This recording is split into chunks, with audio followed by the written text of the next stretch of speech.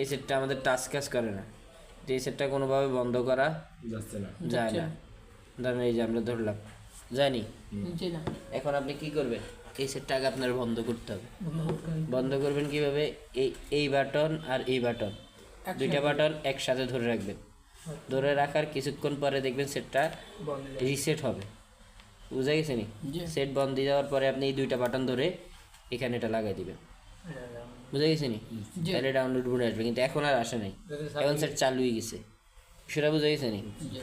এই এখন সেট যেহেতু চালু হয়ে গেছে, তাহলে আবার ওই প্রসেস, এই দুইটা বাটন একসাথে করবেন, এটা এখানে লাগাই রাখবেন। বুঝা গেছে নি? সেটের যখনই আলো বন্ধ হয়ে যাব, এই দুইটা এখানে লেখা আছে up to continue, down to cancel. আমরা ক্যান্সেল করবো না কন্টিনিউ করবো? এই কন্টিনিউ। কোড পাইছে? হ্যাঁ, ফাইল ভাঙা হয়েছে, এই যে পাঁচটা ফাইল হয়েছে। হ্যাঁ, আপ টু কন্টিনিউ, হ্যাঁ এটা আসার পরে এখানে লেখা আসবে।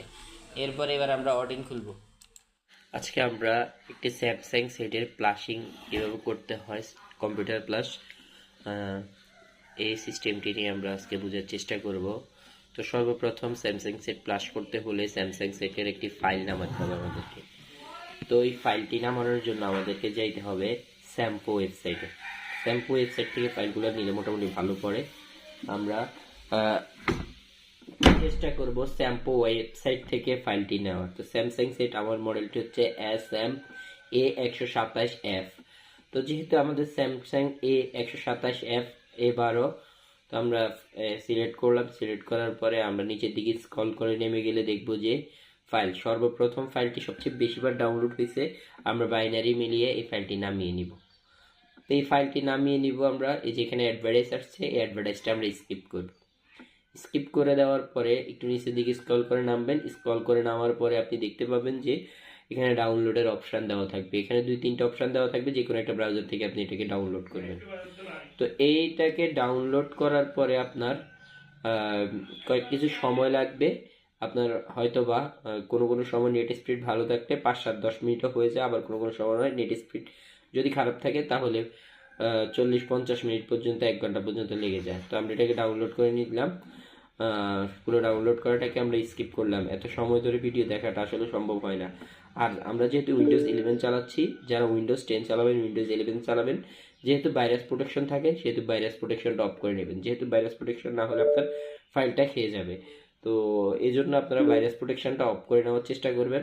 তো দেখতে পাচ্ছেন আমরা ভাইরাস প্রোটেকশনটা অফ করে নিলাম। অফ করার পরে এই যে দেখেন, আমরা সর্বপ্রথম ডাউনলোড অপশানে যাব, দেখবো আমাদের ফাইলটা ডাউনলোড হয়েছে কোথায়। এই যে আমাদের ফাইলটা এখানে ডাউনলোড আছে, এখান থেকে আমরা ফাইলটাকে রাইট বাটন ক্লিক করে আমরা এটাকে কাট করব, মানে এই ফাইলটাকে আমরা কপি করব, আবার এখান থেকে মুছে ফেলবো। একবারই কাট করলাম। কাট করার পরে আমরা দেখি আমাদের কোন ড্রাইভের মধ্যে স্পেস, আমাদের ডি ড্রাইভে স্পেস আছে, আমরা ডি ড্রাইভের মধ্যে এই ফাইলটাকে রাখবো। রাখার জন্য আমরা একটা ফাইল ক্রিয়েট করব নিজেরা। এখন মাউসের রাইট বাটন আবার ক্লিক করব, ক্লিক করে নিউতে ক্লিক করে একটি নিউ ফোল্ডার ক্রিয়েট করব।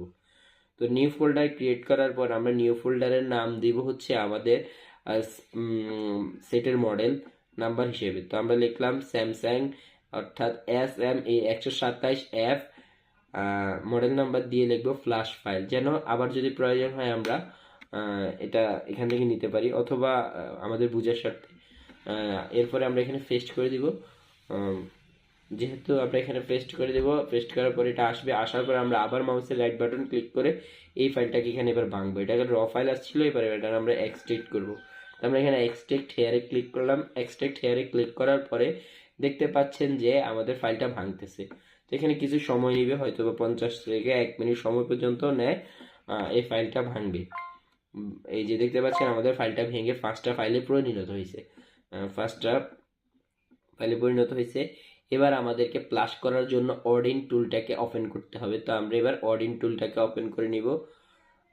অডিন টুলটা ওপেন করে নেওয়ার পরে আমাদেরকে সর্বপ্রথম এখানে দেখেন 5টা অপশান আছে। সর্বপ্রথম হচ্ছে BLFE-CHC,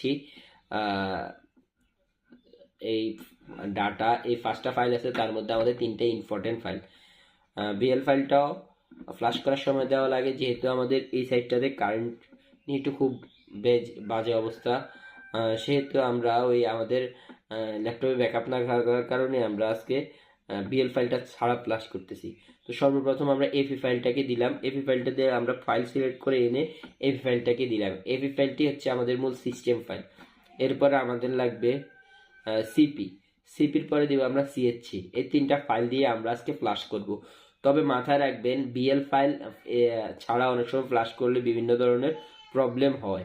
তো এই প্রবলেমটা আমরা আপনাদেরকে একবার দেখাবো। তো আজকে আমরা বিএল ফাইল ছাড়া ফ্লাশ করতেছি, যেহেতু আমাদের ল্যাপটপের মধ্যে ব্যাকআপটা নাই, এই কারণে আমরা আজকে বিএল ফাইল ছাড়া ফ্লাশ করছি। অনেক সময় দেখা যায় বিদ্যুৎ যদি আপ ডাউন করে, সেক্ষেত্রে আমাদের ইয়েতে হতে হয়ে এই সেট অনেক সময় ডেট হয়ে যায়, এই জন্য আমরা আজকে বিএল ফাইল ছাড়া ফ্লাশ করছি। তো দেখতে পাচ্ছেন যে আমাদের এই সেটটি আমরা স্টারে ক্লিক করা মাত্রই আমাদের সেটের ভিতরে ফাইল নিচ্ছে, আর এখান দিয়ে ফাইলটা উঠতেছে। তো আপনারা এভাবে আপনাদের স্যামসাং সেটগুলোকে ফ্লাশ করে নিতে পারেন। তা আজকে আমরা বিএল ফাইল ছাড়া একটি ফ্লাশ প্রসেস করে দেখাইলাম আপনাদেরকে। আগামী যে কোনো একটা ভিডিওতে বিএল ফাইল সহ আমরা একটি ফ্লাশ প্রসেস করে আপনাদেরকে দেখাবো। তো অবশ্যই মাথায় রাখবেন ফ্লাশ করার সময় কম্পিউটারে ব্যাকআপ রাখবেন, যেন পরবর্তীতে আপনাদের সেট ডেট না হয়। সেক্ষেত্রে আবার বুট রিপেয়ার করতে হয়। বুট রিপেয়ার করতে গেলে আইএসপি করে ইজেটাক বক্সের মাধ্যমে করা লাগে। তো দেখতে পাচ্ছেন আমাদের ফাইলটি মোটামুটি প্রায় শেষ পর্যায়ে। আমাদের ফাইলটি নেওয়ার পরে সেটটি আবার রিস্টার্ট হবে, রিস্টার্ট হয়ে আমাদের ফুল প্রোগ্রামটা আসবে। তো এভাবে ধাপে ধাপে আপনারা কাজগুলো করবেন। তো সকলেই জানাবেন আমাদের এই ভিডিওটি আপনাদের কেমন লাগলো। বিশেষ করে আমাদের এই ভিডিওটি বিগিনারদের জন্য, কোনো হাই লেভেলের টেকনিশিয়ানদের জন্য না, এটা হচ্ছে বিগিনারদের জন্য। আর যদি আমাদের ভিডিওতে কোনো রকম কারেকশনের দরকার হয় তাহলে আমাদেরকে কমেন্ট করে জানাবেন। ইনশাল্লাহ হয়তোবা আমরাও এই কারেকশনটা করে আমরাও নতুন করে প্রসেসিং করে নিতে পারবো। দেখতে পাচ্ছেন যে